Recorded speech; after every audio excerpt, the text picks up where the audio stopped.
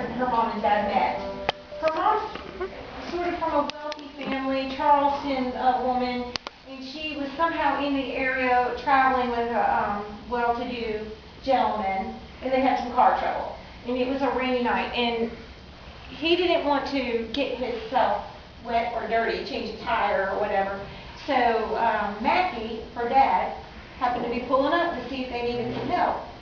And she just wanted to get in the car and get out of there at that point. So she hopped in the car with this man, total stranger to her, but she thought he was fine and dandy because he had something in the floorboard of his vehicle. It was a violin, but it's a fiddle, because he plays fiddle, you know. And the violin and the fiddle is the same instrument, but two different styles of playing. And so she thought he was a classical guy, but he was really a mountain guy. And so they're not really all have a lot in common. I don't want to put my back to anybody. Let me try to read this part really loud.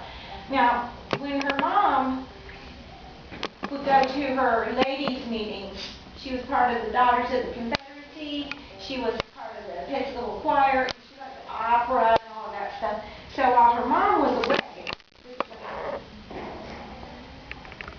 secretly, Mackie and Uncle Camp played a game between them that I dearly loved. My mother went to lots of teas and meetings of the Daughters of the Confederacy and sang for something at the Episcopal church every time the doors were open. Mackie would travel anywhere she wished to go and then have some business elsewhere until it was time to pick her up. The business was most always in our kitchen.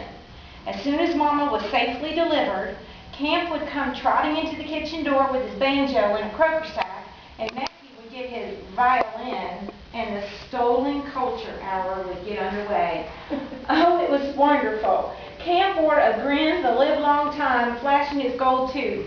Mackie's face would give off light like he would see in heaven.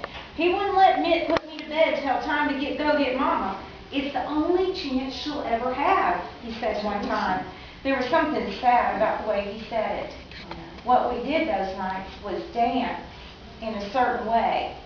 Now pretend you and me are up at Candy Forks, and this is a Saturday night, he would say.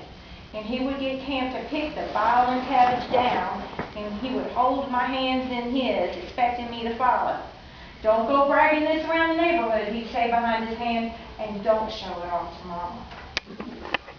There you go. All right. You get up and play Violet Cash now? I'll do it. You know that one?